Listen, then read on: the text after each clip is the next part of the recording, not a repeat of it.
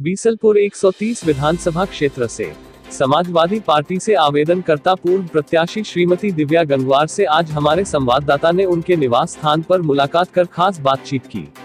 बातचीत के दौरान राजनीतिक पृष्ठभूमि से ताल्लुक रखने वाली पूर्व सांसद परशुराम गंगवार की बेटी श्रीमती दिव्या गंगवार ने पिछले 35 सालों से विकास के क्षेत्र में पिछड़े बीसलपुर विधानसभा क्षेत्र का योजनाबद्ध तरीके से सर्वेक्षण कराकर एक समस्या को बड़ी गंभीरता से लेते हुए उसके समाधान की जो रणनीति बनाई है, अगर मौजूदा विधायक या पूर्व विधायक और मंत्री इस पर ध्यान देते तो आज बीसलपुर विधानसभा क्षेत्र विकास की ऊंचाइयों पर पहुंच गया होता। अगर 35 साल से जनप्रतिनिधियों ने बीसलपुर विधानसभा क्षेत्र पर गंभीरता से ध्यान दिया होता तो आज बीसलपुर में शिक्षा, स्वास्थ्य, चिकित्सा एवं रोजगार के लिए दूसरे शहरों में नहीं जाना पड़ता। इन सभी समस्याओं का गहनता से अध्ययन करने के बाद श्रीमती दिव्या गंगवार ने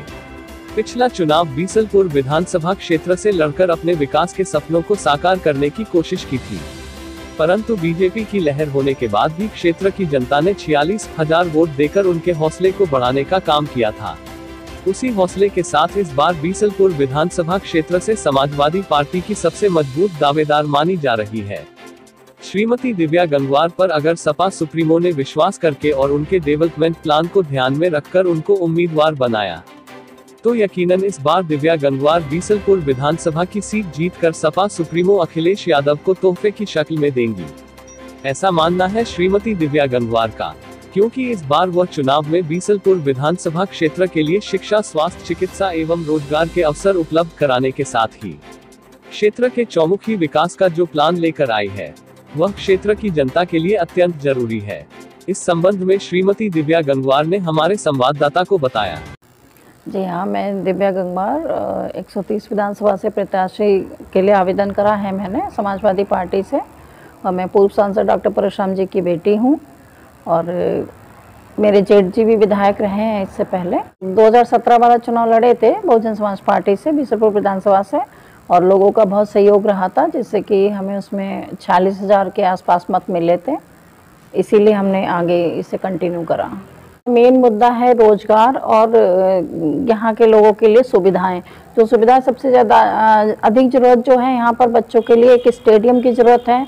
आपको कॉलेजेस की ज़रूरत है, और जो हमारा युवा वर्ग जो है ना पढ़ लिख करके अभी घर पे बैठा हुआ है या वो काम के लिए रुद्रपुर का मुंह देखता है या नोएडा का मुंह देखता है और पूरा परिवार यहाँ रह जाता है, उसके लिए किसी भी तरीके की कोई फैक्ट्री हो या कुछ भी हो वो सरकार को यहाँ बहुत जल्दी लगाने की आवश्यकता है, क्योंकि बेरोजगारी और बहुत मूलभूत जो आवश्यकता है यहाँ की सड़कों की, बहुत ज़्यादा सड़कों की दुर्दशा है। ये कई ऐसे मुद्दे हैं जो डेली की जीवन जिन पर निर्भर करता है। युवा वर्ग है जो 12th कर लेता है, उसके पास ITI, GTI वगैरह इस तरीके का शिक्षा के लिए होना चाहिए, और बाहर ना निकले बच्चा जो इसके लिए उसे रोजगार चाहिए, तो इंडस्ट्री यहाँ डालना प्राथमिकता रहेगी। और यही हमारा रहेगा, अगर पब्लिक हमें चुनती है या विश्वास जताती है हमारे ऊपर, तो हम इस चीज़ को सबसे बड़ी प्राथमिकता देंगे कि बच्चों को रोजगार के अवसर मुहैया कराए जाएं। जो कच्चे पुल लोग बना लेते हैं, पुल पर नदी जो होती है उसे पार करने के लिए, तो कच्चे पुल पे साइकिल और मोटरसाइकिल आराम से ले जाते हैं वो लोग, लेकिन कई बार बहुत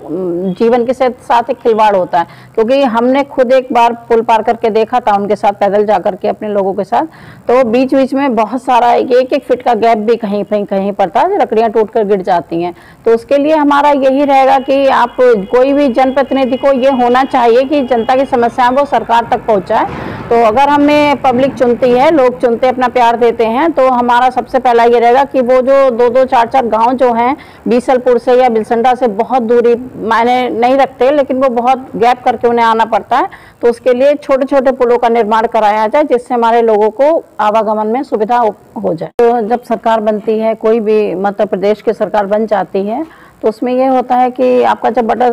बजट सत्र आता है, हर विधायक के लिए एक बुकलेट मुहैया कराई जाती है कि आप उसमें अपने विधानसभा के बारे में देखिए, आपको क्या कराना है और किस तरीके से कराना है, आप उसके बारे में स्टडी करिए। एक्चुअल में होता क्या है कि इससे पहले मुझे लगता है अब से 35 साल पहले शायद हमारे जो उस वक्त के विधायक थे उन्होंने इस चीज़ को स्टडी किया होगा, और उस समय यहाँ पर काफ़ी चीज़ें बीसलपुर विधानसभा में लाई गई थी, जो कि 35 साल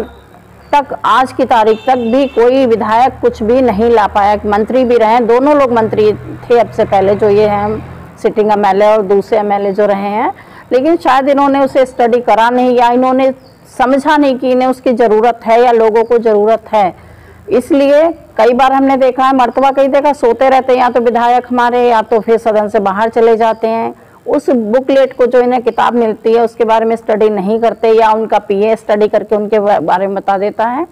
तो उन्हें जानकारी होती नहीं या वो करना नहीं चाहते, ये मैं नहीं जानती हूँ। मैं ये कहना चाहती हूँ कि अगर जनता प्यार देती है तो उसे, क्योंकि जनता को भी अवगत कराना चाहिए कि हमें ये किताब मिली है, हमें इसमें क्या क्या कराना है और कैसे कराना है, इसके बारे में सारी डिटेल्स हैं। तो जब तक पब्लिक को ये बात पता नहीं चलेगी तब तक आप इसके बारे में उनके ऊपर करना चाहिए, किसी तरीके से आरोप नहीं लगाया जा सकता। लेकिन हाँ, ये विधायक करते हैं, वो उस किताब के बारे में ना जानकारी खुद करते हैं ना ही जनता को कराते हैं। और अगर जनता भरोसा दिलाती है तो आने वाले समय में हम उनके जितना वो अधिकार क्षेत्र में होगा हमारा, उससे अधिक कराने की कोशिश करें। कि जब आप राजनीतिक परिवार से होते हैं तो आपका ये दायित्व ही बनता है कि थोड़ा बहुत उसके बारे में जानकारी रखें। क्योंकि मेरे पिताजी सांसद रहे थे 91 में, उससे पहले भी वो 3 बार ब्लॉक प्रमुख रहे थे, प्रधान रहे थे, तो थोड़ी थोड़ी जानकारियाँ तो थी ही, उसमें बच्चा ज़रूर थी मैं। लेकिन अब चूँकि जब बड़ी होने लगी तो उन चीज़ों के बारे में समझा, जाना, और मैंने पिताजी से भी बहुत कुछ सीखा है। जब मेरी शादी हुई तो मैं फिर पॉलिटिकल परिवार में पहुंच गई, तो मेरे जेठ जी भी विधायक रहे हैं, और वो क्योंकि वो रिसेंटली अभी रहे हैं, 12 वाले चुनाव में भी रहे हैं। तो मैं यही कहना चाहूँगी कि उन लोगों से, अपने पिताजी से, अपने बड़े भाई जेठ जी से बहुत कुछ सीखने को मिल रहा है। और कभी पारिवारिक जब बैठकर बातें करते हैं तो बहुत सारी चीज़ें राजनीतिक तब निकल कर आती हैं, और मुझे इसके बारे में तभी से जानकारी थी, और व्यक्ति को होनी भी चाहिए। हमने ये आपका बहुत महत्वपूर्ण सवाल और अच्छा सवाल है, जिससे कि हमारे अंदर और मोटिवेशन आता है कि आगे काम करना चाहिए। जैसे कि हमारे यहाँ 423 बूथ हैं हमारे बीसलपुर विधानसभा में। पहले 401 थे, अब 22 बढ़ गए, तो 423 हमारे बूथ हुए हैं। तो हमने हर बूथ पर, पहले से जो बूथ थे उस पर तैयार लोगों के साथ साथ जो नए बूथ बने हैं उन पर भी अपने लोगों को खड़ा करा है। लोगों पर जैसे हमने वही वाली चीज़ करी थी कि 1 बूथ 10 यूथ, ये वाली हमने कविता अपने हिसाब से बना कर रखी थी कि हम युवाओं को साथ जोड़ेंगे। तो पहले से जो लोग जुड़े हुए तो थे, उससे अलग भी जो है हमारे पास नए बूथ हैं, उनके लिए युवा जो है यूथ साथ आ रहा है। और एक एक बूथ पर जितना वोट डलेगा, हर 50 लोगों पर एक व्यक्ति हमने हायर करा हो, हर 50 वोट पर हमने एक व्यक्ति को खड़ा करा है वहाँ पर, है ना। वो इस तरीके से उसकी तैयारी है कि हम हफ्ते में 1 दिन मीटिंग करते हैं उनके साथ,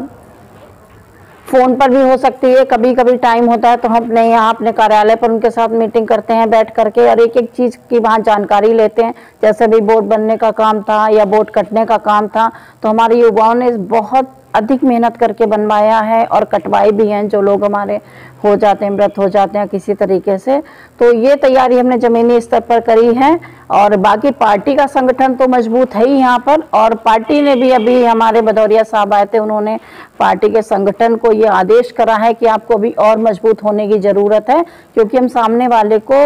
ये कभी ना समझे कि वो हमसे कमज़ोर है, हम उससे पावरफुल है। हमें हमेशा अगर अपने आप को कमज़ोर समझ के अपना काम ज़्यादा करने की कोशिश करेंगे तो हमारा काम और बेहतर होगा। तो ये हमारी कोशिश लगातार चल रही है, और अभी लगातार इस पर ही काम हो रहा है। बाकी लोगों से, जो वहाँ का वोटर है, किसी भी बूथ का वोटर है, हम उससे पर्सनली तौर पर, मैं खुद कभी रैंडम फ़ोन कर लेती हूँ किसी से, बिल्कुल वो हमें नहीं जानता होता है, तो अब बात करते जैसे नाम बताते हैं वो समझ में आ जाता है उसे कौन है, और वो बड़ा खुश हो जाता है। ये चीज़ हमें लोगों की बहुत प्लस लग रही है, जो लोगों के माध्यम से मुझे पता चलता है कि हाँ, जैसे मैं फ़ोन करती हूँ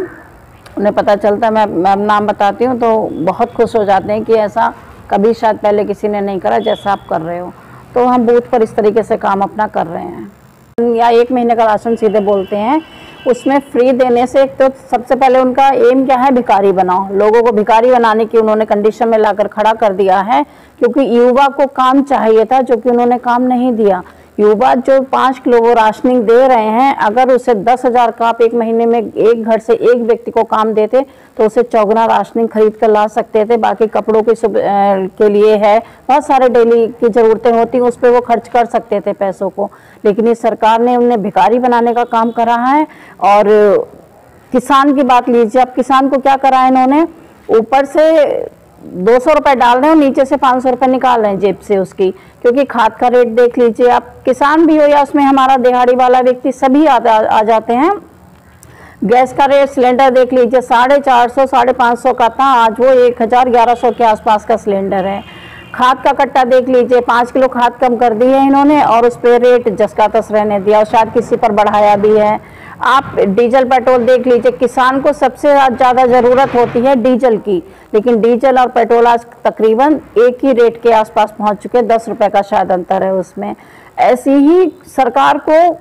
आप भिखारी मत बनाइए, हमारी युवाओं को रोजगार दीजिए, उन्हें इस तरीके से बैठे बैठे खाने की आदत मत डालिए, क्योंकि सिर्फ खाना ही नहीं है, ज़रूरतें बहुत ज़्यादा हैं, डॉक्टर्स की हैं, पढ़ाई की है, बहुत ज़्यादा ज़रूरतें हैं, सिर्फ खाना ही ज़रूरत नहीं है व्यक्ति का। इसलिए आप रोजगार दीजिए, भिखारी मत बनाइए। योजना उसमें ये है क्योंकि सबसे बड़ी कॉमन प्रॉब्लम जो है हर व्यक्ति की, 2 हमारे यहाँ नगर पालिका आती है, बिलसंडा और बीसलपुर, दोनों की सेम प्रॉब्लम है कि पानी की निकासी का कहीं भी कोई